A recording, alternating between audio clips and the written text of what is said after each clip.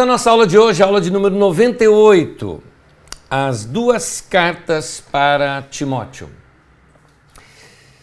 Quem era esse Timóteo? De cara eu já vou aqui ler vários textos bíblicos com vocês para ser uma introdução um pouco mais rápida, porque muitos de vocês já conhecem tudo isso que eu estou falando. Timóteo começa a aparecer em Atos 16, de 1 a 3, quando diz assim o texto: Paulo chegou a Derbe e depois a Listra, onde vivia um discípulo chamado Timóteo. Sua mãe era uma judia convertida e seu pai era grego. Os irmãos de Listra e Icônio davam bom testemunho dele.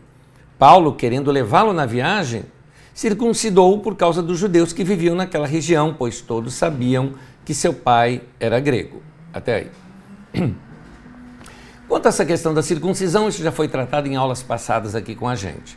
Mas o fato é que Paulo estava respeitando a religião judaica, já que ele, principalmente o cristianismo nesse momento, não estava desconectado do judaísmo. Ele estava dentro do próprio judaísmo, quase que uma reforma dentro da própria religião judaica. Então, por isso Paulo, para evitar problemas, se circuncidou ali a Timóteo. Mas vamos lá. Timóteo foi apresentado assim para Paulo como um irmão bem recomendado. Certamente Timóteo era daquele rapaz dedicado no meio da igreja, na vida da igreja, no povo da igreja, certamente com áreas de serviço, de ajuda, de disposição. Então as pessoas recomendaram veementemente um Timóteo para acompanhar Paulo. Paulo discipulou Timóteo a tal ponto que veio a ser uma espécie de substituto para Paulo no final da sua carreira, como nós vamos ver ainda aqui hoje, porque essas cartas para Timóteo, que nós vamos estudar, são praticamente as últimas cartas que Paulo escreveu. Então, dá para a gente ter uma ideia de como era essa relação entre Paulo e Timóteo. 1 Coríntios capítulo 4, versículo 17, diz assim: Por essa razão eu estou enviando a vocês Timóteo, meu filho amado e fiel no Senhor, o qual lhes trará à lembrança a minha maneira de viver em Cristo Jesus, de acordo com o que eu ensino por toda parte em todas as igrejas. É interessante notar que Timóteo conhecia tão bem Paulo, que Paulo estava tão seguro de Timóteo, que Timóteo seria aquele, como ele chama, né, meu filho amado e fiel, né? Ele se refere a Timóteo dessa maneira. Ele sabia a maneira como Paulo vivia e a maneira como Paulo ensinava. E Paulo tinha certeza de que Timóteo não iria desconstruir aquilo que Paulo construiu com seu ensino. Muita liderança de igreja hoje tem esse problema, quando um pastor ou um mestre na igreja, né, alguém de ensino na igreja, que coordena o ensino da igreja, ensina algo e às vezes em reuniões pequenas ou tudo mais, alguém pega e tenta desconstruir aquele ensino, colocando um porém naquele ensino. Não era assim com Timóteo. Timóteo era alguém completamente fiel, sabia como Paulo agia, como Paulo andava, sabia a maneira de viver de Paulo. Essa fidelidade de Timóteo é destacada aqui. Filipenses capítulo 2, versículo 19 e 22 diz assim: Eu espero no Senhor Jesus enviar Timóteo brevemente, para que eu também me sinta animado quando receber notícias de vocês. Não tenho ninguém que, como ele, tenha interesse sincero pelo bem-estar de vocês, destacando essa frase. Pois todos buscam os seus próprios interesses e não os de Jesus Cristo. Mas vocês sabem que Timóteo foi aprovado, porque serviu comigo no trabalho do Evangelho como um filho ao lado de seu pai. É interessante notar essa expressão que Paulo usa, que Timóteo foi aprovado. Há um tempo atrás, um querido pastor amigo meu, um pai na fé para mim, que é o Jamê, ele disse o seguinte: você quer ser usado por Deus ou você quer ser aprovado por Deus? A Bíblia diz que Jesus foi varão aprovado por Deus. Paulo dizia que ele queria se encontrar aprovado por Deus. E ele diz aqui que Timóteo foi aprovado por Deus. Usado por Deus, qualquer um pode ser usado. Deus usou uma mula, Deus já usou o diabo, Deus usou um galo para falar com Pedro ali, né, para tocar a consciência de Pedro. Deus usa quem Ele quiser e como Ele quiser e na hora que quiser. Isso não significa que há valor naquilo que foi usado. Agora, aprovado por Deus é diferente. Então, Deus aprova, aliás, Deus usa todo mundo que ele aprova, mas Deus não aprova todo mundo que ele usa. Isso é importante. Então, no caso de Timóteo, era aprovado, por isso era usado por Deus. Paulo elogia também o Timóteo, dizendo que ele era alguém sincero em desejar o melhor para os irmãos. E é interessante aqui que ele fala que ele seguia os interesses de Jesus para aquele povo, que tinha o interesse deles era no bem-estar daquelas pessoas. E fala de outras pessoas que buscavam os seus próprios interesses. Eu já percebi, por exemplo, e aqui eu falo com liderança de igreja, como algumas pessoas, principalmente em liderança de igreja, são tentados a se aproximar, por exemplo, de pessoas mais ricas, de pessoas influentes, para que de alguma forma tirem algum proveito daquilo para si. Eu já vi pessoas que sempre que chega gente mais famosa ou mais rica no meio da igreja, eles querem se aproximar, quer estar perto, e não tem esse mesmo interesse pelo irmão pobrezinho, aquele que não tem nome. Essas coisas acontecem, essas coisas são carnalidades no meio da igreja, isso são infantilidades no meio da igreja, e eu diria até mesmo algo completamente desaprovado por Deus no meio da igreja. Por isso, Paulo usa essa expressão para Timóteo, que ele tinha interesse sincero pelo bem-estar de vocês. Não interessava se era rico ou pobre, se era influente ou não, se era famoso ou não. O interesse de Timóteo é que cada pessoa fosse aprovada em Cristo Jesus, fosse madura em Cristo Jesus. 2 Timóteo 1,5 diz assim: recordo-me da sua fé não fingida, que primeiro habitou em sua avó Loide e em sua mãe Eunice, e estou convencido que também habita em você. Timóteo se destacava por essa fidelidade, por essa sinceridade. Eu gosto dessa expressão aqui, sua fé não fingida. Era uma fé sem maquiagem, né? Era uma fé que ela não era somente de expressões, né? Muitas pessoas confundem pessoa de fé com expressões no meio do culto ou coisa parecida, o jeito forte da pessoa falar, o jeito expressivo da pessoa cantar. Isso são expressões que são válidas para cada pessoa, é uma maneira dela se expressar diante de Deus. Mas a fé é a palavra fidelidade. É gente que não abandona Jesus por nada, gente que está ali em Jesus e não abandona Jesus e é sincero. E o interessante é que essa fé foi formada na vida do Timóteo nas relações familiares. Eu abro um parênteses aqui, não para falar de Timóteo, mas para falar de Loide e Eunice, a avó e a mãe de Timóteo, que devido à postura dessas mulheres e a vida delas com Deus, impactou de tal maneira a vida daquele neto e filho, de modo que esse menino se entregou completamente para o Evangelho. Queridos pais, a maneira como vocês vivem impacta a vida dos seus filhos. É importante que os pais sejam sempre honrados por seus filhos. E aquela honra não por medo, mas por consideração, por notar mesmo de que havia algo genuíno na vida dos seus pais. Então, vamos andar de maneira tal em que a gente passe para os nossos filhos o mesmo caráter e que alguém possa dizer, puxa, você se parece com seu pai, ou seu avô, ou sua mãe, ou sua avó, não é? Vamos lá. Por falar em caráter, explicando um pouquinho aqui o caráter de Timóteo, tem algumas coisas em Timóteo que são assim marcantes. Eu vou ler um texto um pouquinho maior agora, 1 Timóteo capítulo 1, versículo 3 ao 7.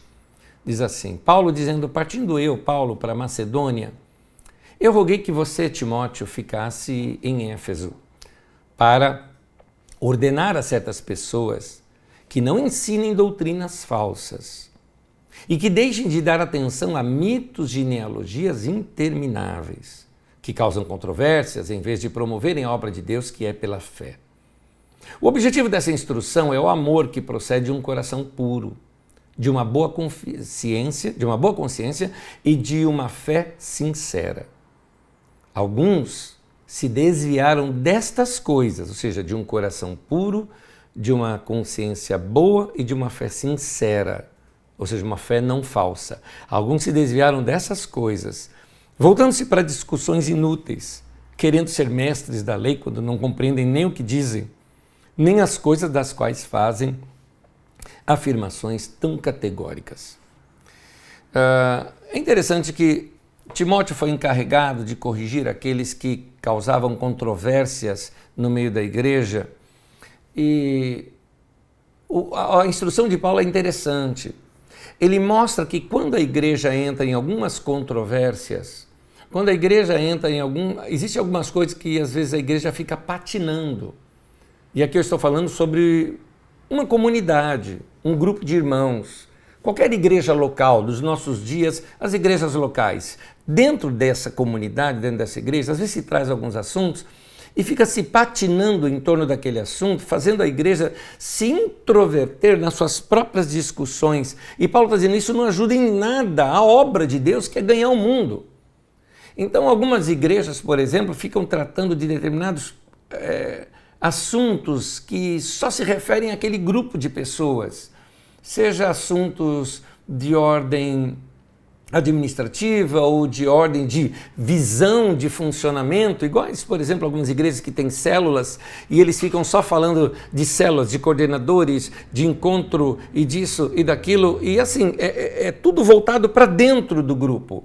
E às vezes isso causa choques, causam problemas, ou algumas outras igrejas, gente brigando por quem está na escala, quem que não está na escala, ou por que determinado departamento tem que fazer reunião em tal data e não em tal data, porque foi dado prioridade para esse e não para aquele outro, por que aquele vaso foi colocado naquele lugar e não no outro lugar. Essas coisinhas que às vezes acabam se tornando pequenos probleminhas dentro da igreja que distrai o povo de Deus, introvertendo o vértice voltada para dentro e não faz a obra de Deus progredir. Porque a obra de Deus acontece quando a gente olha para fora, quando a gente faz igual Jesus chamou a atenção dos discípulos, quando ele fala, né, olha os campos como estão brancos para a ceifa, mas faltam os trabalhadores.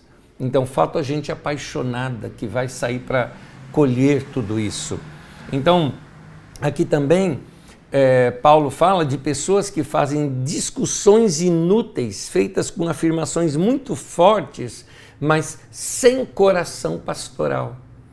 Então, temos que tomar cuidado, porque às vezes, querendo corrigir um pecado no meio da igreja, podemos agir de maneira tão ríspida e tão dura, em que as pessoas podem talvez não entender o teor daquilo que estamos falando. Tudo tem que ser feito com coração pastoral, amoroso, querendo trazer essas pessoas para perto de Deus. É isso que Paulo instrui a Timóteo. Então, nota que Paulo tinha um objetivo assim, despertar o amor que procede de um coração puro e de uma boa consciência, não é? Então, Paulo, ele dá uma instrução para Timóteo, né? Ele fala o seguinte, eu dou uma instrução para você, segundo profecias que foi dada a seu respeito, para que seguindo você combata o bom combate, mantendo a fé e a boa consciência, que alguns rejeitaram e por isso naufragaram na fé. Mas a gente toca nesse assunto, acabou ficando aqui solto na apostila. Mas o coração puro é uma constatação de que você só é o que você é porque Deus usou de misericórdia para você. Então, queridos irmãos, vocês que servem no meio da igreja, e aí eu falo também com todos esses que servem aqui entre nós na Carisma, Deus nos deu a oportunidade de trabalharmos juntos nessa obra, que é dele e é para ele, ela só existe para ele, se não for para ele, é melhor que isso aqui feche as portas e deixe de existir. Porque ela só tem razão de existir enquanto nós estamos levando pessoas a Jesus, sendo uma ferramenta para fazer discípulos e seguidores de Jesus.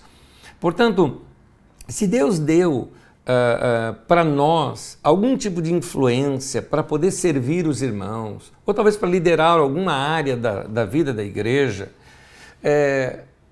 não tem glória nenhuma nisso. não é para a gente ficar soberbo disso. Eu vejo algumas pessoas soberbas por cargos, né? Eu me encontrei esses dias aqui na porta da Carisma, uma pessoa, lamento se você estiver me ouvindo, mas eu até espero que você esteja me ouvindo, assim você se toca do que você falou. A pessoa falou, não, vim aqui para a igreja, pastor, olha, eu sou um presbítero, tal. Eu falei, tá bom, meu irmão, tal. Daqui a pouco ele repetiu de novo, eu sou um presbítero. E eu continuei conversando com ele, né? Perguntei o nome dele, eu chamando pelo nome e tudo mais, tal. E mais uma vez, 3 vezes ele me falou que ele era um presbítero. Tá bom, eu entendi que é um presbítero. Minha sombra falando, tá bom, eu entendi o seu cargo. Mas aqui você é um irmão, é como toda outra pessoa, né?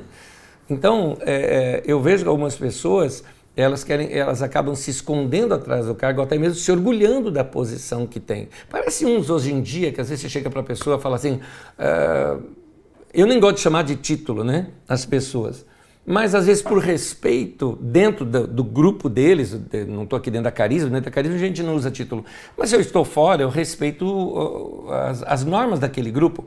E às vezes a gente chega assim e fala, ô, pastor, e aí o cara te corrige, pastor não, apóstolo. Então, não tem necessidade disso, não tem necessidade disso. Não tem por que se gloriar de ser servo de Jesus, escravo de Jesus, entendeu? Olha o que Paulo diz de si mesmo. 1 Timóteo capítulo 1, versículo 15 e 16. Essa afirmação é fiel e digna de toda aceitação. Cristo veio ao mundo para salvar os pecadores, dos quais eu sou o pior. Mas por isso mesmo alcancei misericórdia, para que em mim, o pior dos pecadores, Cristo Jesus demonstrasse toda a grandeza da sua paciência, usando-me como exemplo para aqueles que nele haveriam de crer para a vida eterna. Gente, olha que coisa linda esse equilíbrio de Paulo aqui.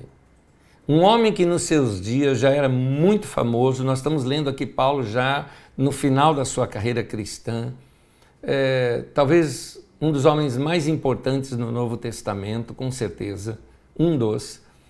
E, no entanto, a humildade desse homem dizer o seguinte, eu não prestava, eu não era ninguém, eu era o pior dos pecadores, mas Jesus foi tão misericordioso comigo que me salvou. Então, por isso que Paulo diz, se alguém for se gloriar, que se glorie no Senhor. É isso que ele quer dizer, se gloriar no Senhor.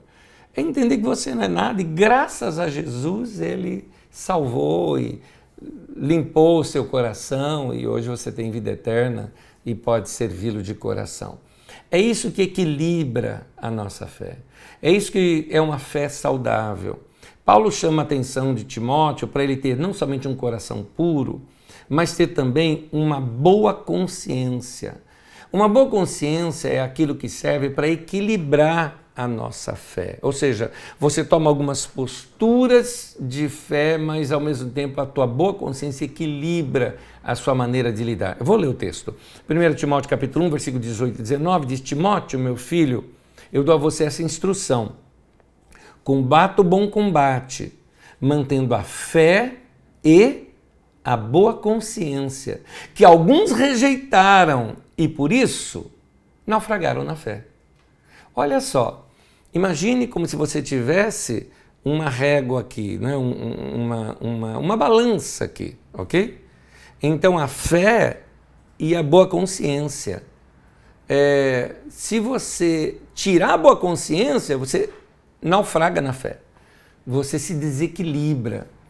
É importante isso porque algumas pessoas, em nome da fé, perdem aquela consciência, boa consciência, consciência pura, honesta, de saber que se algum milagre aconteceu, não é mérito nenhum seu, não é mérito seu. É assim, você tem que ter uma consciência bem clara diante de Deus, que se algum dia Deus respondeu sua oração e atendeu, é graças a Ele, não a sua oração. Eu vejo algumas pessoas se gabando, inclusive, de sua oração. Olha, tudo que essa pessoa ora dá certo. Às vezes tem homens que falam isso, né? Homem que não gosta de orar, joga em cima da mulher dizendo, minha mulher, o que ela ora, Deus responde. Gente, não tem mérito nenhum em quem ora, Deus responde. Mérito é em Deus. Se alguém tem que se gloriar, glorie-se no Senhor. É tudo dele, é para ele. Se alguém foi curado, foi milagre porque Deus agiu. Se a palavra foi boa, é porque Deus interpretou aquele ensino ao coração das pessoas, aplicando aos corações das pessoas que estavam sedentas e falou com elas. Não é mérito do pregador. Enfim, nada é mérito nosso, tudo é mérito do Senhor. Que sejamos assim. Isso é ter uma boa consciência. Paulo também chama a atenção de Timóteo, não só aqui, para ter um coração puro, mas também ter uma boa consciência e também uma fé sincera, sem cera, sem máscara, que ele completa, não fingida.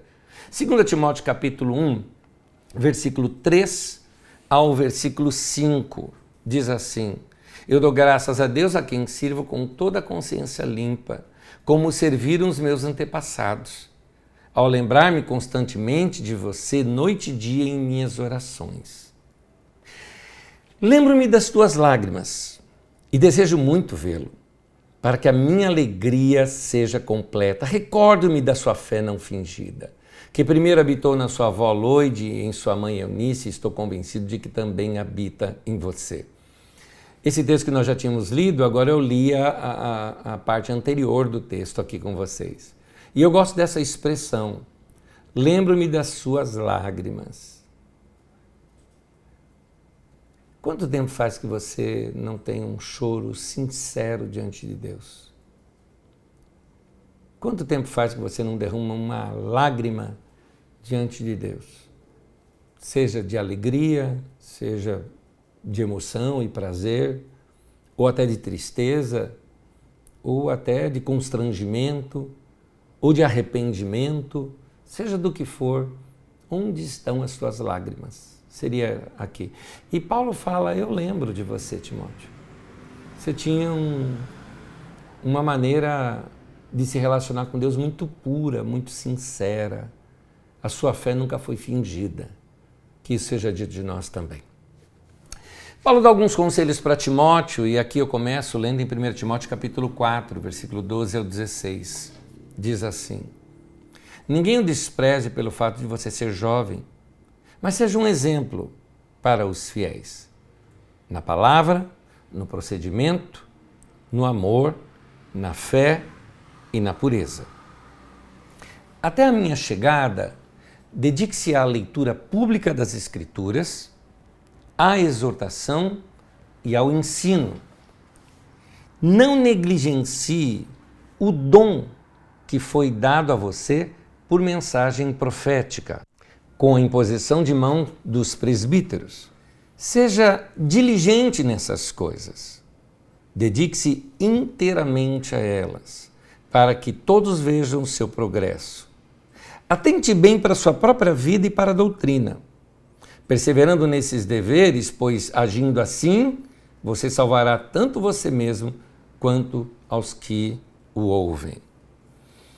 Vários conselhos Paulo deixa aqui para Timóteo. Por exemplo, quando ele fala para Timóteo que ninguém despreze a sua mocidade, Paulo está dizendo assim, olha, não deixe que ninguém tripudie sobre você.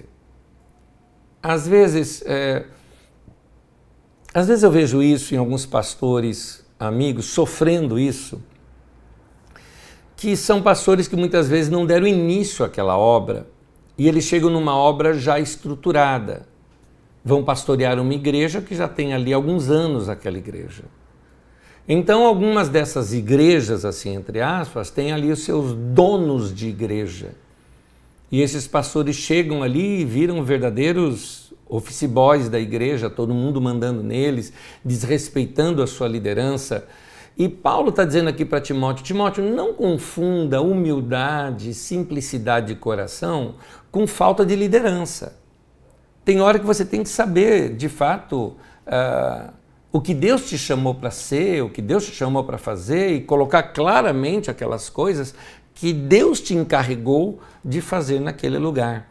Então é importante aquela pessoa que tem um chamado de Deus estar convicta desse chamado. Tanto que Paulo fala, olha, você tem um chamado na sua vida, foi feito em posição de mãos do presbitério. Houve uma profecia e isso foi claro para você, você entendeu a palavra de Deus para você.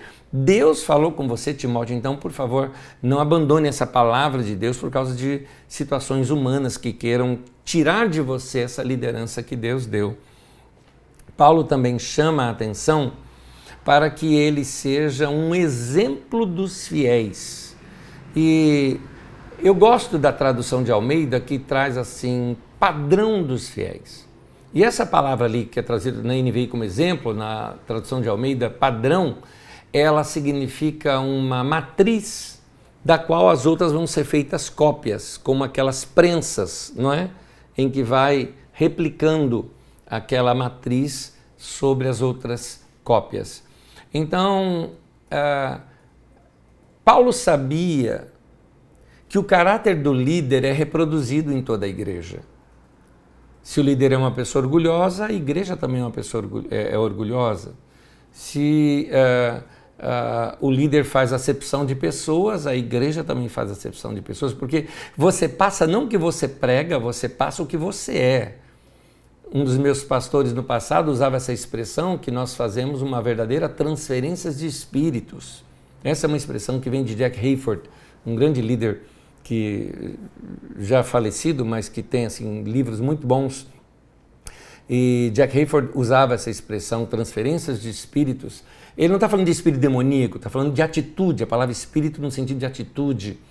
Então, uma frase que eu costumo usar, ainda que você pregue sobre humildade, se você é orgulhoso, o povo vai sair de lá orgulhoso de ser humilde, né? Então você passa aquilo que você é. Por isso Paulo chama atenção aqui para Timóteo, para que ele seja um padrão para os fiéis. E ele dá a recomendação de algumas coisas que ele teria que ser padrão. E esse padrão aqui para Timóteo, irmãos, é para todos nós. Todos nós, e principalmente é exigido de você que exerce qualquer função de influência, de liderança, qualquer situação de serviço no meio da igreja no qual você vai influenciar alguém, é importante que você tenha esse padrão. Olha o que ele fala. Primeiro, na palavra. Aqui não está falando da palavra de Deus, das Escrituras Sagradas. Está falando da sua palavra.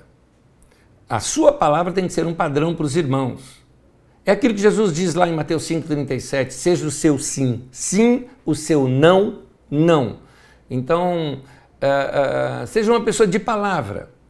Uma dica que eu quero te dar, se você tem algumas dificuldades, como por exemplo, checa aí com você. Você é uma pessoa que está sempre atrasada, não estou dizendo que uma vez ou outra você atrase, estou dizendo aquela pessoa que sempre é atrasada. Será que alguém pode confiar em você na questão de horários?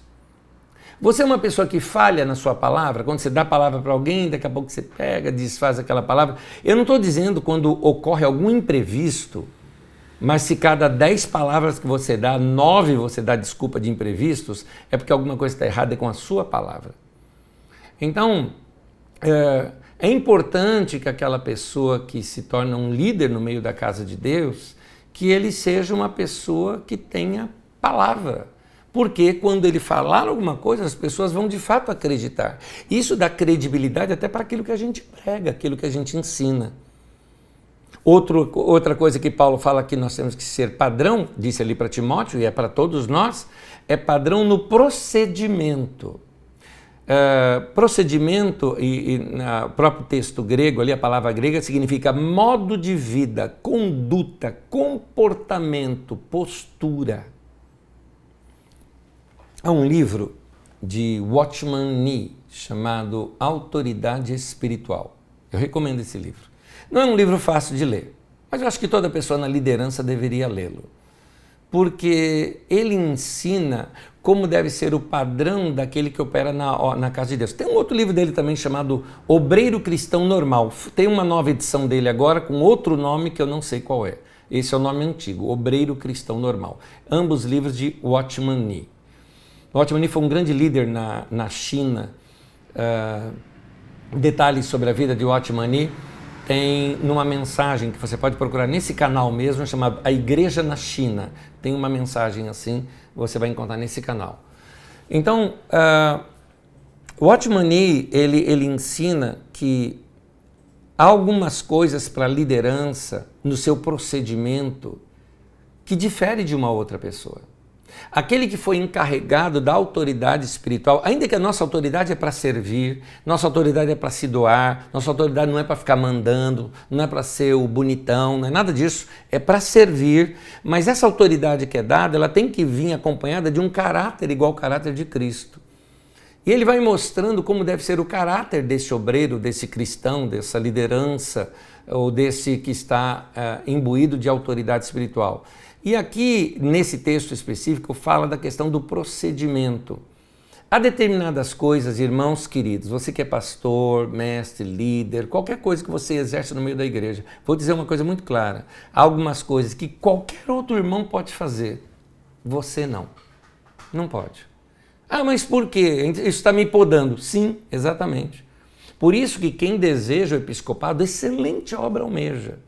Porque a liderança na igreja é uma obra de sofrimento, é uma obra de privação, é uma obra que tem que ser discreta. Eu não entendo essas pessoas hoje que se colocam como líderes no meio da igreja e ficam simplesmente desfilando a sua vida íntima na internet para se tornarem, serem seguidos pelo que está na sua vida.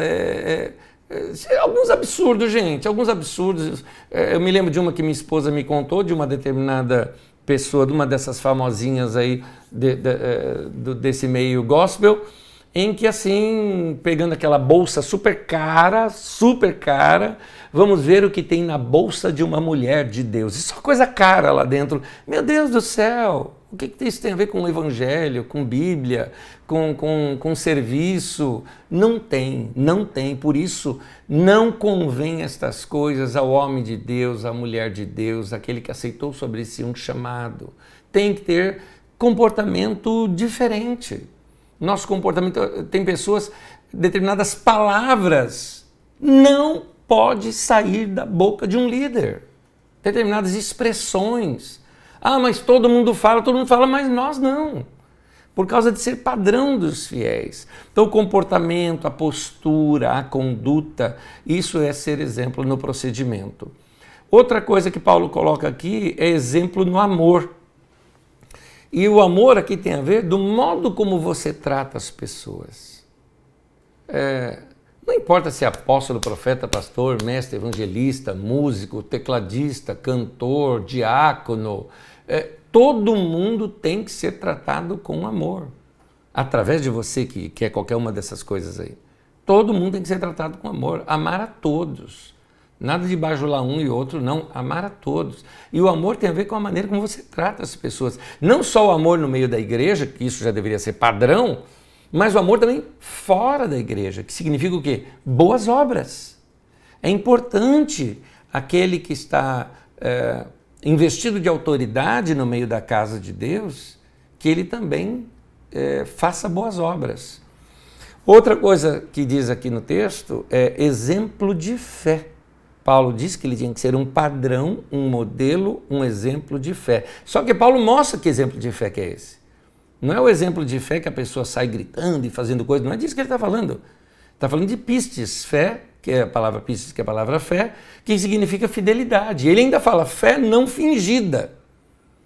Ou seja, aquela fidelidade a Jesus, que você não abandona Jesus por nada. Não é aquela fé de culto.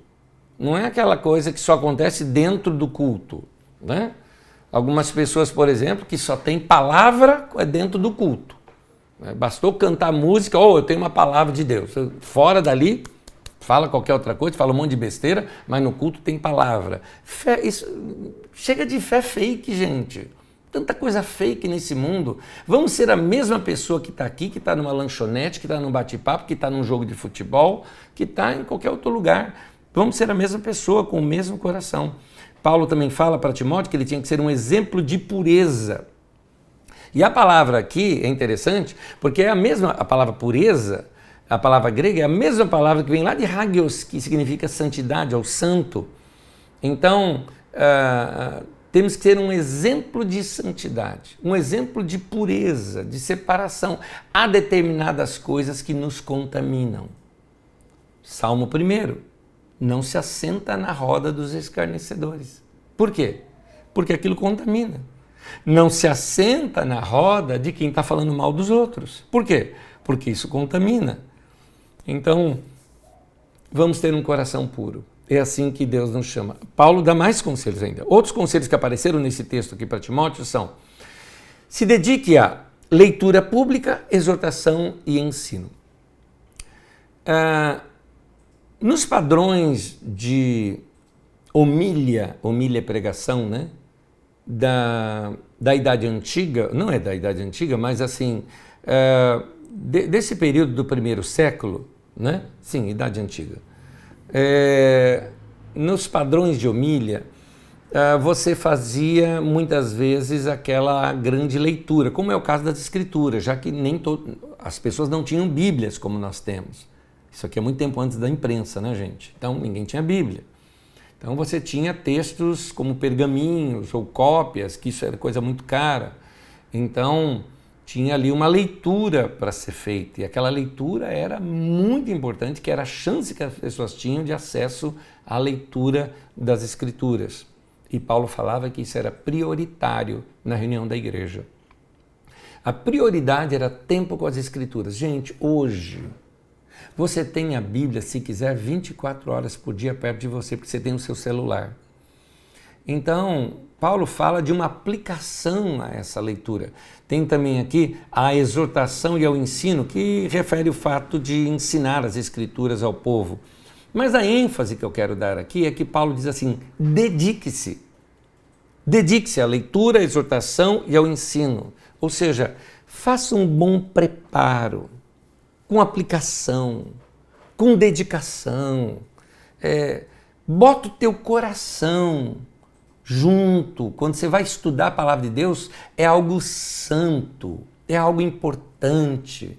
Se você algum dia for convidado para pregar, para ministrar, ou tem até a incumbência de regularmente trazer algum ensino, meu irmão, nunca faça isso despreparado, nunca faça isso sem preparar o teu coração, sem santificar a mente e coração, corpo, alma e espírito voltado para aquilo, falar com paixão, trazer lá do fundo, das suas entranhas, das suas experiências com Deus, trazer ali o ensino. Ao estar ensinando, uma dedicação de querer aprender, de querer se dobrar diante de outros homens e mulheres de Deus que, escreveram tantas coisas já deixaram tantos registros de experiências com Deus, que precisamos ler, inserir no coração, aprender, ouvir, assistir outros homens e mulheres de Deus para deixar o coração crescer naquilo. Meu irmão, faz isso, dedique-se a isso. Olha só, dedicação, coração dedicado, coração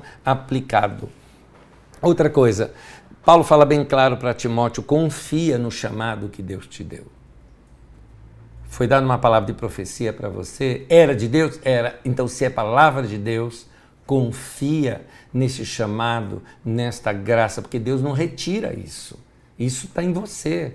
Você que pode atrapalhar isso, sua vida pode acabar com tudo isso, mas se você voltar o seu coração para Deus, ali está o seu chamado, ali está o seu dom. Então, tenha uma confiança nesse chamado, nesse dom de ministério que Deus deu a você. Outra coisa que Paulo fala: seja diligente nessas coisas. Lá no livro de Provérbios diz que o diligente prosperará. Então, o que é diligente? Alguém aplicado, alguém que é preocupado. Querido irmão ou irmã que são pastores e líderes em outras comunidades, aqui na nossa, fica aqui a minha recomendação para você: se dedique ao culto, às reuniões da igreja. Não chegue em cima da hora, chegue antes, vá ver cada irmão, agradeça cada irmão que trabalha com você, que é voluntário no meio da obra, valorize cada pessoa. Valorize aquela irmã que fica lá naquela classinha com as crianças. Olha, eu vou dizer uma coisa, às vezes o preparo dela é o dobro do seu para pregar para toda a congregação. Valorize Valorize os irmãos de cada área, irmãos que servem, irmãos que às vezes ficam até, não participam da reunião para guardar os carros na rua. Valorize essas pessoas, eles são importantes, são especiais. A igreja ela é formada com toda esta obra que é feita por tanta gente, não é? Infelizmente, hoje em dia, nós estamos caindo nesse vício da mídia, onde só aparecem, são importantes as pessoas que estão no palco, debaixo de luzes, de fotografias e vídeos. Não é isso, gente. A Bíblia diz que Deus dá maior honra aos membros do corpo de Cristo que não aparecem. Porque os que aparecem já têm honra. Eu, quando vou honrar alguns irmãos aqui que não aparecem, né, os irmãos falam, não, mas graças a você, eu falei, não, eu não, meu irmão, eu já apareço demais,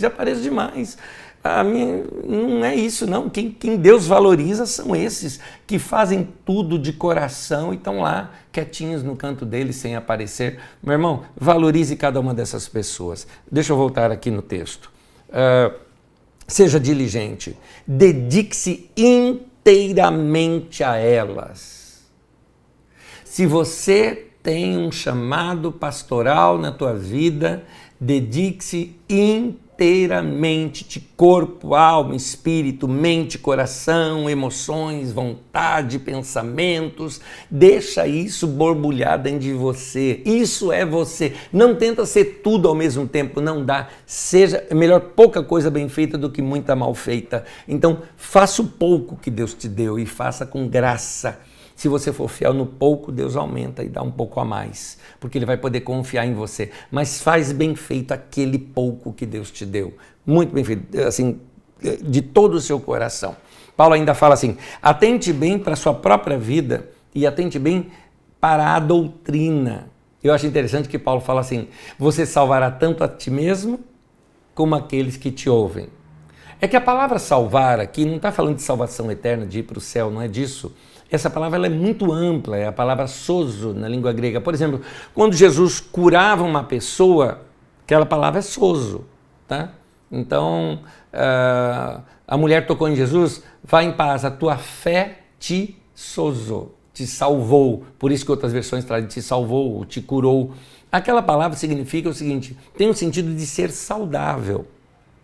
Ou seja, essa expressão era usada para dizer o seguinte,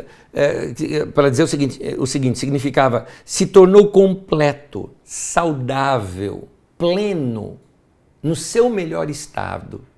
Então, se você atentar bem para esses conselhos que Paulo está dando aqui, ele está dizendo, se você atentar bem para a sua própria vida, vivendo de modo correto, de acordo com o ensino, a doutrina. E se você ensinar essas coisas ao povo, à igreja, a igreja vai ser uma igreja saudável. Vocês vão ser líderes saudáveis. Vão ser as autoridades do reino de Deus com muita saúde, sem esquisitice, saúde mental, saúde emocional, saúde comunitária, sabe? As pessoas entram naquele lugar e vão perceber que esse lugar é um lugar saudável, de gente sã, não de gente esquisita, não de gente esquizofrênica, não é? Então é importante nós praticarmos essas coisas, esses conselhos de Paulo. Essas duas cartas de Timóteo são importantíssimas para nós compreendermos esse procedimento de como deve ser a liderança de uma igreja. Paulo dá também alguns conselhos para Timóteo de coisas que ele tem que ficar longe. E interessante que Paulo não usa o termo seguinte, Timóteo, enfrenta isso. Não, ele fala, foge, Timóteo, foge disso aí, foge que isso é problema. Vamos dizer algumas coisas que temos que fugir. Interessante a palavra coisas, tem coisas para nós fugirmos. 1 Timóteo capítulo 6, versículo 9 ao 11. Ora, os que querem ficar ricos caem em tentação e cilada, e em muitas concupiscências insensatas e perniciosas, as quais afogam os homens na ruína e perdição.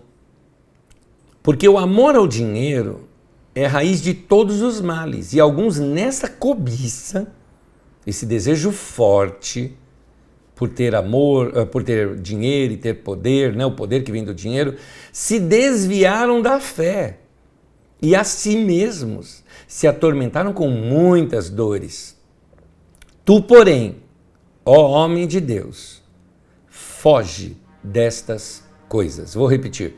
Tu, porém, ó homem de Deus, foge destas coisas. Antes, segue a justiça, a piedade, a fé, o amor, a constância e a mansidão. É interessante como o desejo pela riqueza, a cobiça pelo dinheiro, e não o dinheiro pelo dinheiro, mas pelo poder que o dinheiro te dá. Muitas pessoas, a gana deles não é dinheiro, é poder. Alguns desses famosos por aí que são um pouco pervertidos, que todo mundo sabe que são, a gana deles, por mais que falam aí que é por causa de dinheiro, eu digo que é pelo poder que o dinheiro lhes dá. E como isso tem o poder para corromper o nosso coração, e Paulo diz que se desvia da fé. Continua na religião, mas sem aquela fé genuína de coração para Deus. Isso tem o poder para corromper o nosso coração. Existe uma frase de John Wesley. John Wesley foi muito citado por mim naquela mensagem Avivamento e Santidade, que, aliás, se você não ouviu, eu recomendo que você ouça, tem no nosso canal aqui, Avivamento e Santidade. Escuta essa mensagem que é importante para você. Eu cito bastante ali John Wesley, e John Wesley, fundador da Igreja Metodista, tremendo homem de Deus, mas tinha uma frase dele que me marcou. Ele diz assim: eu me livro do dinheiro o mais rápido que eu posso, antes que ele encontre o caminho do meu coração. John Wesley sabia que o dinheiro poderia pervertê-lo, então ele preferiu forçosamente viver uma vida mais simples. Guarda isso, é importante. Paulo diz, foge destas coisas. Talvez alguns de vocês tenham que fugir de algumas coisas que não é dinheiro. Aliás, uma boa pergunta. Vamos usar aqui a mitologia grega. Calcanhar de Aquiles. Na história da mitologia grega, a mãe de Aquiles tinha que mergulhá-lo num rio, e ao mergulhá-lo naquele rio, as águas daquele rio o tornariam invencível. Para mergulhá-lo completamente no rio, ela segurou no seu calcanhar, nos seus calcanhares, e afundou o menino dentro do rio. E levantou o menino novamente.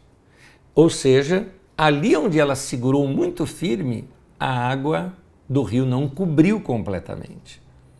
Então aquele ponto era um ponto falho na vida do Aquiles, que era um guerreiro invencível, que ninguém o vencia, até que alguém de longe atira uma flecha e ela acerta bem no seu calcanhar. E é ali que derrotam o grande guerreiro. Isso é mitologia, mas a mitologia serve para isso, para nos dar grandes lições. E eu te pergunto, qual é o teu calcanhar de Aquiles? O que Paulo recomenda? Foge dele. Não mandou enfrentar. Foge dele. Foge talvez daquele lugar, foge daquela pessoa, foge daquele dinheiro, foge daquela possibilidade. Fuja daquilo que você acha que pode desviar você da fé. Segunda coisa que Paulo mostra que a gente tem que fugir, fuja das paixões da mocidade. 2 Timóteo, capítulo 2, versículo 22. Foge, outro sim, das paixões da mocidade. Segue a justiça, a fé, o amor e a paz com os que de coração puro invocam o Senhor. É um chamado à pureza para fugir da pornografia, para fugir da lascívia, fugir daquelas possibilidades que podem corromper a sua pureza. Mas é interessante, Paulo não está falando só de lascívia. No capítulo 2, versículo 16, ele fala de fugir de falatórios inúteis e profanos. Então aquela conversinha tola é para você fugir dela. Determinadas conversinhas corrompem a sua mente, corrompem a sua alma, faz você ter ódio de uma pessoa que não era para ter, faz você ser partidário, faz você desconsiderar pessoas, faz você pecar por detrás de uma pessoa. Outra coisa que Paulo fala em 2 Timóteo capítulo 2, versículo 23 e 24, diz assim, de assuntos tolos e ignorantes que te instigam a contender. Então são determinadas coisinhas que vira discussão, que vira briguinha, que vira querendo provar que um sabe mais do que o outro. Foge disso. Paulo não manda enfrentar. Isso aí é paixão da mocidade.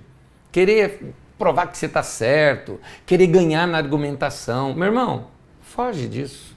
Isso aí só corrompe o teu coração. Outra coisa que Paulo fala para fugir? Fugir de gente falsa. Paulo ensina isso. Fugir de homens perversos e impostores. 2 Timóteo capítulo 3, versículo 5, tendo a forma de piedade, negando-lhe, entretanto, o poder, foge também destes. Vou explicar aqui melhor o texto, tá? Tendo uma aparência de piedade. E piedade significa, por exemplo, ser generoso, bondoso, boas obras. Ele tem até aparência de que está fazendo tudo certinho. Mas negando-lhe o poder da piedade. É disso que diz o texto. Não é negando que a pessoa não tem poder, não é nada disso, que algumas pessoas interpretam isso, né? Falando, aquela pessoa é bondosa e tudo mais, mas não tem poder do Espírito Santo. Não é isso que o texto está dizendo. O texto está falando do poder da piedade. Ou seja, explico. Tem muita gente que fala de boas obras, ajudar os pobres e coitado dos pobres, mas não mexe uma palha para ajudar. Uma expressão que eu gostava muito dessa expressão que a Magda usava, minha esposa, ela usava uma expressão assim, são militantes de sofá, né? Militantes de sofá. Então, são pessoas que na internet postam coisas, mas não faz nada para ajudar. Só gosta de aparecer que sim. E às vezes, assim, sabe, tira uma foto para pousar, para postar, só porque é para postar, não é? E se esquece daquilo que a Bíblia ensina, que a tua mão esquerda faz, que a direita não saiba, né? Ela se esquece disso. Então, nada de errado você dar algum exemplo para alguém de alguma coisa que você fez, nada de errado com isso, desde que você faça isso de coração puro e com humildade. Mas você sabe muito bem do que eu estou falando. É o que Paulo está dizendo. Muitos homens têm aparência de piedade, sabe? Tem muito isso na área de teologia também, determinados grupos que assim parecem que são bonzinhos, que são a igreja verdadeira, que não são como as grandes denominações, mas eles são certinhos. Só fala, porque fazer mesmo não faz nada. Então, Paulo está dizendo, foge desses, porque é gente falsa. É gente falsa. Então, Paulo ainda vai mais além. Ele mostra alguns problemas de gente que você tem que fugir. Você tem que fugir de gente, 2 Timóteo 3,8, tudo dentro do mesmo contexto, tá? Ele está dentro desse contexto, foge destes. Ele fala, a mente deles é depravada. Então, foge de gente que, se dizendo cristão, tem mente depravada. Penetram sorrateiramente na vida da igreja. Foge desses, que não entra para dentro do culto, fica do lado de fora, tá? É isso que eu estou querendo dizer. Que só fica ali, ó, de papinho para cá, de papinho para lá, e fala mal desse, fala mal daquele outro, só cochicha, só sabe falar mal dos outros, foge desses. Diz mais aqui, uma outra parte do texto, diz assim, são arrogantes, são irreverentes, são caluniadores, linguarudos, são traidores, ou seja, fala por trás, e são soberbos, são orgulhosos. Foge desses. E aí, 2 Timóteo 3,4 fala, mais amantes dos prazeres do que amigos de Deus. Corta a relação. Foge desse que você vai se dar bem. Para terminar, Paulo deixa um legado para Timóteo. E esse legado para Timóteo era a história de Paulo como uma lição para Timóteo. Uma boa pergunta é que legado que nós vamos deixar, não é? É chato a gente pensar, né? Depois que eu partir e tudo mais, mas é verdade. Depois que a gente partir, do que é que vão se lembrar da gente? Então, Paulo deixa um legado para Timóteo. E o legado dele está normal, ele está contando os últimos momentos ali da vida dele. Nesse exato momento do texto que eu vou ler, esse texto para mim ele tem muita importância porque é a última referência de Paulo em vida. Paulo já estava preso novamente, escreve lá seus bilhetes para Timóteo, dos quais as coletâneas pegaram, que juntaram esses aqui para a gente, e desse aqui específico, ele vai contar para Timóteo para vir rapidinho vê-lo, porque ele já sabia que a sentença de morte dele já tinha saído. Então, 2 Timóteo 4, de 9 a 22, texto longo, mas acompanha comigo a leitura. Vamos lá. Procure vir logo ao meu encontro, pois Demas, amando este mundo, abandonou-me e foi para Tessalônica. Crescente foi para Galácia e Tito para Dalmácia. Veja bem, Demas abandonou, mas o Crescente não estava a serviço e o Tito também a serviço. Só Lucas está comigo. Traga Marcos com você, porque ele me é útil para o ministério. Enviei Tíquico a Éfeso. Quando você vier, traga a capa que eu deixei na casa de Carpo, em Troade, e os meus livros, especialmente os pergaminhos. Alexandre, o ferreiro, causou-me muitos males. O Senhor lhe dará a retribuição pelo que ele fez. Previna-se contra ele, porque se opôs fortemente às nossas palavras. Na minha primeira defesa, ninguém apareceu para me apoiar, todos me abandonaram. Que isso não lhe seja cobrado. Mas o Senhor permaneceu ao meu lado e me deu forças para que por mim a mensagem fosse plenamente proclamada e todos os gentios a ouvissem. E fui libertado da boca do leão. O Senhor me livrará de toda obra maligna e me levará a salvo para o seu reino celestial. A ele seja glória para todos sempre. Amém. Saudações a Priscila e Áquila e à casa de Onesíforo. Erasto permaneceu em Corinto, mas deixei o Trófimo doente em Mileto. Procure vir antes do inverno. Eubulo, Prudente, Lino, Cláudia e todos os irmãos enviam saudações. O Senhor seja com seu espírito. A graça seja com vocês.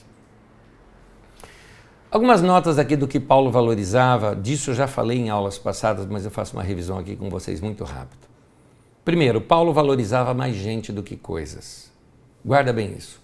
Paulo valorizava mais gente do que coisas.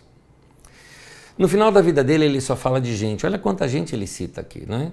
Eubulo, Prudente, Lino, Cláudia, Priscila, Áquila, Onesíforo, o Trófimo, o Erasto, o Tíquico, ele fala do Marcos que está lá longe, o Crescente, o Tito, o Lucas, ele fala de um monte de gente.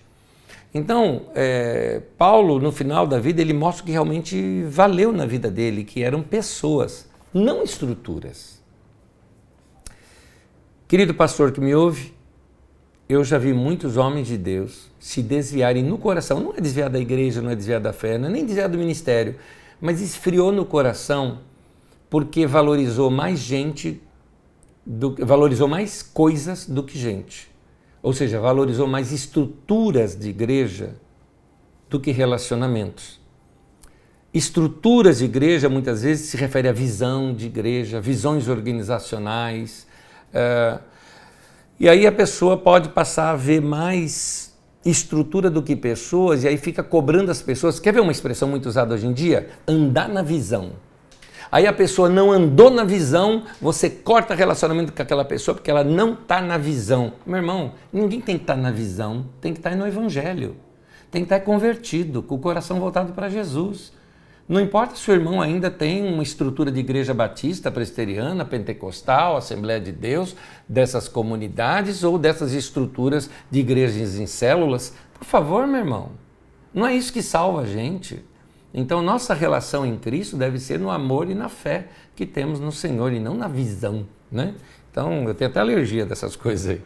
Mas Paulo valorizava mais gente do que coisas. Segundo, Paulo não ficou preso aos sentimentos causados, sentimentos ruins, né? Causados por pessoas que o desapontaram no ministério. Porque tem gente que sai e faz mal para a igreja. Tem gente que sai falando mal. Tem gente que tentou dividir a igreja. Tem gente que tenta enfraquecer a liderança do pastor. Já teve gente que saiu daqui da Carisma que uma vez encontrou com um irmão e falou: olha, meu ministério é tirar a gente da Carisma. Frase dita pelo indivíduo. Tem gente que pensa isso. Tem gente que está... Agora, estou falando agora, eu vi domingo, gente que saiu da Carisma, mas ele vem aqui para a Carisma, fica na porta aqui, né? Fica aqui junto com o pessoal da hamburgueria aqui, ele fica por ali, e só conversando, não entra para o culto, não faz nada, só fica ali para bater papo. Para quê? Para levar para o grupo dele que ele saiu, entendeu? Para fazer isso. Tem gente fazendo isso. Então, né, você está falando, tem que denunciar mesmo, tem que denunciar esses indivíduos que fazem isso. Isso daí eu chamo de síndrome de Absalão. Absalão, ele era um filho de Davi que ficou magoado e pegou ódio do Davi. Então, como Davi era o único que atendia ali as pessoas, ele era o rei, ele era o juiz, ele era tudo. Formava-se filas enormes para o Davi atender. E então, naquela fila, o Absalão aparecia. As pessoas viam assim o filho do rei, né? Então a pessoa se prostrava ali diante do filho do rei. Absalão levantava a pessoa: não, por favor, não se ajoelhe diante de mim, eu sou igual a você. Puxa, que fila! Quem me dera que eu fosse rei, eu atenderia você, não deixaria isso acontecer. E aí o texto da Bíblia diz assim: assim Absalão furtava o coração do povo. Era isso que acontecia. Então tem um monte de gente por aí com essa síndrome de Absalão. E Paulo teve essas pessoas que fizeram isso com ele, mas ainda assim, que Paulo manda tomar cuidado com essas pessoas, se distanciar dessas pessoas, mas Paulo não guardava mágoa. Se visse a pessoa, cumprimentaria, abraçaria e não guardava mágoa. Paulo enfrentou isso com Demas, por exemplo, que o abandonou, né? O texto mesmo diz. E aqui entra para nós aquela velha história, né? A vida da gente é como um ônibus, né? Tem gente que entra, mas tem hora que ela está dando sinal que ela quer descer, quer ir embora. Não vai com você até o ponto final. Você também, pastor? Muitas pessoas vão entrar nesse ônibus que você está dirigindo, que é a sua congregação, e que vão descer. E você não tem que ficar chateado com eles porque chegou o ponto deles. De repente a pessoa quer ir para outro lugar porque precisa de outros ensinos, de outras coisas que talvez você não supra. Não fique magoado com isso, vai até o ponto final, vai até onde Jesus te chamou para ir, meu irmão. Agora tenha certeza de uma coisa, tem gente que vai com você até o final. Porque a gente que já está com o coração ligado junto, porque Deus os colocou junto na obra. Então, meu querido, confia no Senhor, entrega para Ele, perdoa, lá no céu a gente se acerta. Outra coisa sobre Paulo, Paulo soube perdoar aqueles que um dia erraram contra ele. Você sabe que Deus perdoa pecados, mas nós precisamos também perdoar as pessoas com o mesmo perdão que Deus nos perdoou. Colossenses 3,13 diz isso. Assim como o Senhor vos perdoou, assim também perdoai vós. Então, meu querido, não guarde mágoa. Você lembra, por exemplo, da história de João Marcos, que abandonou Paulo? Lembra disso? Abandonou e causou problema, dividiu com Paulo. No final aqui, Paulo fala, traz o João Marcos, ele me é útil para o ministério. Já estava tudo certo. Num outro texto da Bíblia também, Paulo diz assim, se for ter com você o João Marcos, primo de Barnabé, a gente sempre está, se é primo ou é sobrinho, né? Receba-o, né? Paulo fala, receba-o. Está tudo bem, está tudo acertadinho, não tem problema nenhum não. Então, dê chance das pessoas se restaurarem também. Ame. Perdoe pessoas que pecaram contra você. Vai ser bom para você, seu coração vai ficar leve e livre. Outra coisa que Paulo ensina, olha esse legado de Paulo. Paulo nunca se afastou da palavra de Deus. Isso tem que ser firme no meu e no teu coração, meu irmão. Nunca se afaste da palavra de Deus. Se a palavra de Deus diz algo, acredite, creia, siga, é sua fé, se alimente da palavra de Deus. Nunca deixe a sua leitura diária das Escrituras. Nunca deixe de ouvir a palavra de Deus. Nunca deixe de aquecer o teu coração da palavra de Deus. Nunca chegue naquele ponto de dizer, não, já sei tudo. Meu irmão, você não sabe, tenha certeza disso que você não sabe tudo. Então, Se apegue à palavra de Deus. 2 Timóteo capítulo 2, versículo 15 diz assim: procure apresentar-se a Deus aprovado, como obreiro que não tem do que se envergonhar e que maneja corretamente a palavra da verdade. Seja você um pastor, um líder, um irmão em Cristo que estuda as Escrituras. Muitas pessoas ficam em busca de novidade, principalmente se você é pastor novo ou líder de uma congregação que está começando um trabalho agora. Cuidado com as novidades, cuidado com aquelas coisas que só trazem brilho humano. Tá aí um outro livro de Watchman Nee para você ler, chamado O Poder Latente da Alma. Sei lá que outro nome pode ter hoje em dia, porque o pessoal anda mudando, as editoras andam mudando os títulos de Watchman Nee, porque não são títulos muito comerciais, né? Então eu não sei quais são os títulos novos que existem desse livro, mas o livro antigo chamava-se O Poder Latente da Alma. Então o Watchman Nee mostra que muito brilho às vezes que aparece no meio da igreja hoje não tem nada de Espírito Santo, é pura alma humana que sabe manipular bem os cultos e fazer aquele show todo, e você acha que aquilo é uma grande coisa que só emociona as pessoas, mas não tem conteúdo nenhum naquilo. Então, não caia no engano, sabe, de métodos novos, de unções, de aberrações, de predições da volta de Jesus, de escatologias fantasiosas. Na época da Covid, meu Deus do céu, todo mundo parecia que queria ensinar sobre Apocalipse e daquela maneira mais cheia de aberrações possível, né?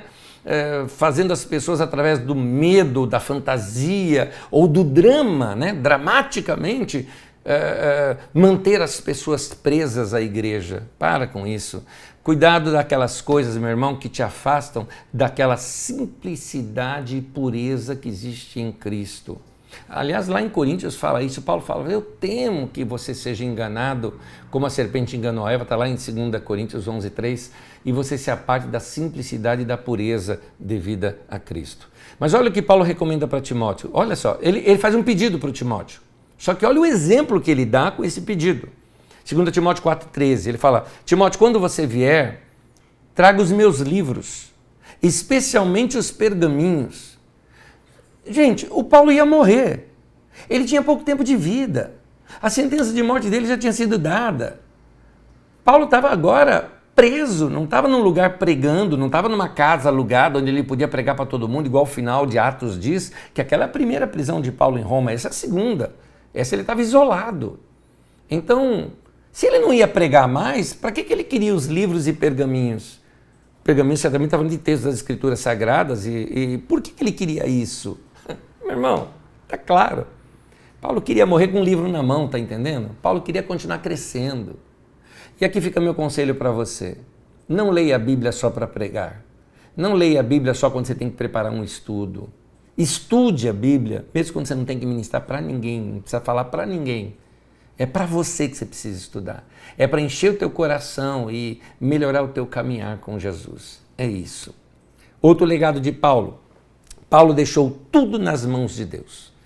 Diz ali o texto que o Alexandre, o latoeiro, causou muitos males, né? Mas ele fala, está tudo nas mãos de Deus. Meu irmão, aprenda o seguinte. Quando a gente tem alguma função de liderança, Deus te coloca numa posição de autoridade, alguma situação que você aparece, e às vezes até não é nem assim, tá? É a tua vida mesmo, aquela tua vida social. Algumas pessoas, elas criam na mente delas um holograma a teu respeito. O que é um holograma? É uma imagem sua, mas não é você. Então as pessoas criam um holograma seu, ou seja, não é quem você é, mas quem eles acham que você é. É o que as pessoas fazem com artistas, né? Elas criam uma imagem de como é aquele artista e tudo mais, e às vezes encontra o artista na rua, vai falar com ele, leva um safanão e fala: nossa, tô chocado, aquela pessoa não é o que parecia ser. Talvez não é que ela não é o que parecia ser, talvez ela não é o que você criou na sua mente sobre o que ela é. Mas vamos inverter agora. As pessoas criam um holograma a teu respeito e elas se relacionam com esse holograma. Cuidado, não se iluda com isso, não se iluda com isso. Então, talvez algumas pessoas elas acham de você muito mais do que realmente você é. Não se iluda com isso. Seja sincero. Tenha uma fé não fingida, sincera. E fala como Paulo. Eu conheço meus pecados. Eu sei do que Jesus me perdoou. Mantém teu coração assim. Mais uma aqui. Paulo sabia que o Senhor estava com ele. Paulo sabia que o Senhor estava com ele. Ele sabe, o Senhor nunca vai me abandonar. Como diz a Bíblia, né? Ele é aquele que passeia no meio dos candeeiros, né? E esses candeeiros seriam assim, os anjos da igreja, né? A liderança da igreja pode ser vista dessa maneira também. Alguns homens e mulheres de Deus, eles já foram abandonados por pessoas, mas eles sabem que Deus nunca os abandonou. Nós passamos por momentos na vida da gente que são momentos de deserto, e esses momentos são importantes para nós. Deuteronômio 8, versículo 2 diz assim: recordar-te-ás de todo o caminho pelo qual o Senhor, o teu Deus, te guiou no deserto esses 40 anos, para te humilhar, para te provar, para saber o que estava no teu coração, se guardarias ou não os seus mandamentos. É importante a gente saber quando Deus está tratando o coração da gente.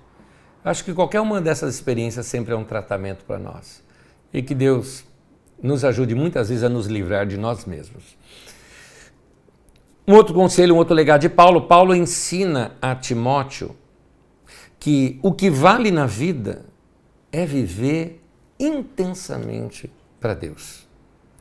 É por isso que Paulo fala para Timóteo botar o coração em tudo que faz. Meu irmão, muitas vezes nós, por não vivermos intensamente para Deus, ficamos desligados, distraídos com algumas coisas e perdemos aquela sintonia que Deus nos dá uma oportunidade e a oportunidade foi embora. Então, viver intensamente para Deus é fazer a coisa quando Deus te coloca na frente para fazer. E às vezes ela exige algo de você. Exige às vezes um passo de fé.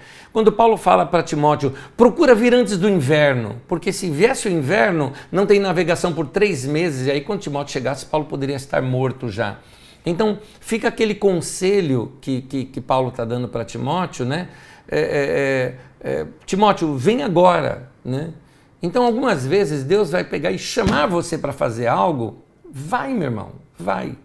Vai antes do inverno, porque o inverno vem e no inverno não tem navegação. Tem horas que a gente tem que tomar passos de fé, obedecer a Deus, fazer determinadas contribuições, fazer determinadas aplicações, se dedicar a um tempo de retiro, ou um tempo de jejum, ou entrar num curso, ou tomar uma postura de fé. Algumas vezes é necessário isso na nossa vida. Eu só tenho a certeza que é Deus falando, mas se Deus falou, meu irmão, obedeça e faça. Paulo obedeceu sempre e por isso fez a obra que ele fez. E, por último, o legado que Paulo deixa é que Paulo ensinou que tudo pertence ao Senhor. Importante a gente saber disso. Como ele diz, a Ele a glória. Nós não estamos trabalhando por uma instituição, a igreja. Nós somos chamados para viver para Deus e para Ele. A igreja local é somente uma ferramenta para a gente servir a Deus melhor e para nós pregarmos o Evangelho. E é importante a gente saber que a gente vive para Ele e para Ele que nós vamos dar conta. Importante a gente saber de uma coisa.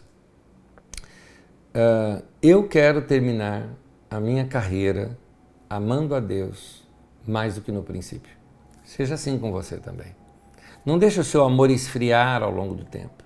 Deixe o seu amor amadurecer. Talvez ele fique menos emotivo, mas muito mais real, muito mais sincero, muito mais maduro, muito menos oscilante, muito mais convicto. Então, que nenhuma surpresa na nossa estrada, no nosso caminhar, faça a gente perder esse coração para Deus. E aqui, registrado nas Escrituras, as últimas palavras deste grande homem de Deus, chamado Paulo, ou Paulo de Tarso. 2 Timóteo 4:22. Fica aqui a bênção de Paulo para nós. O Senhor seja com seu espírito. Graça seja com vocês. Amém.